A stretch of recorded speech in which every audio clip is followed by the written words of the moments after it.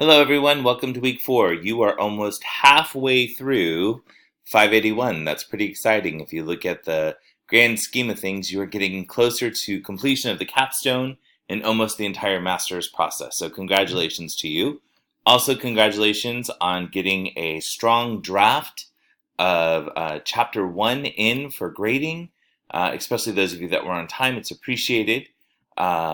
Now we're starting to look into something that we talked about at the end of our life session last week, and that is the annotated bibliography. So really this work for the annotated bibliography is getting you ready for when we start writing chapter 2, the literature review. But again, that won't come in this course, that will come in the 605 course. So still 4-5 weeks down the road, but just getting us ready because you will need this information to get into chapter 2.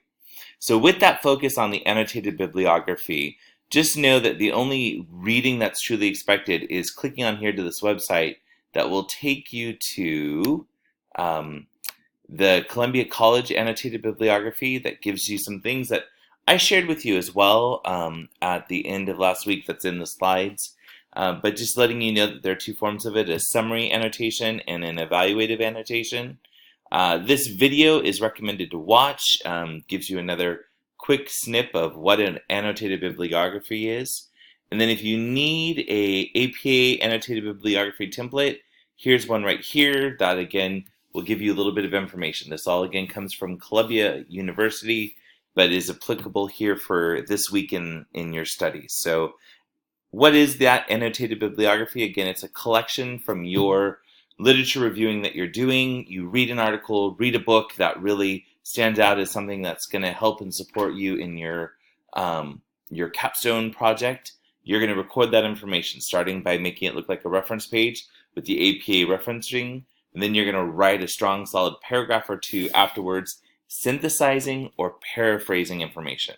Not direct quotes, but it's truly synthesizing and paraphrasing what the author says. So again, you will bring up the author so that way we know where that information is coming from to support you as you're writing.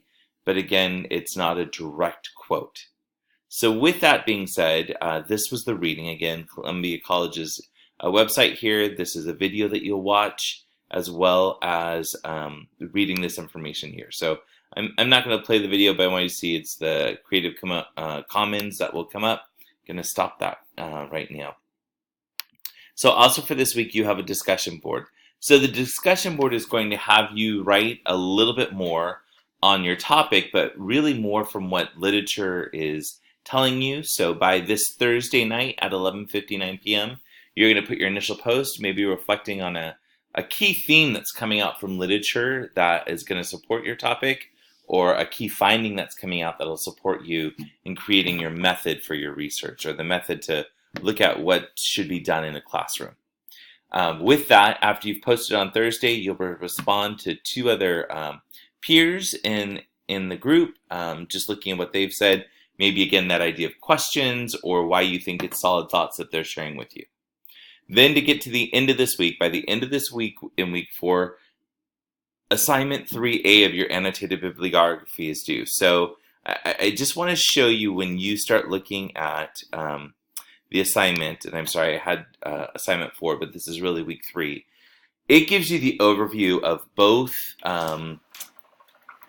annotated bibliographies coming together to form assignment number 3. That's why it's an A and a B, because it's a total of 16 sources we're looking for at a minimum when you combine the two. So that means for week 1, or this week 4 that we're on, you should have 8 sources, and then in week 5, you should have another 8 sources. Now, you're always welcome to have more sources than that, but it does need to be completed in the annotated bibliography. So that is due by the end of the week. Please quote me on saying a minimum of 8 sources annotated must be submitted by the end of the week. So this, like I shared, is not something that you can really put into that template.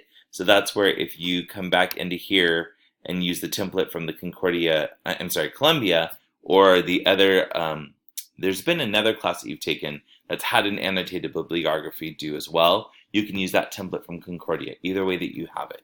So that is what is due by the end of the week.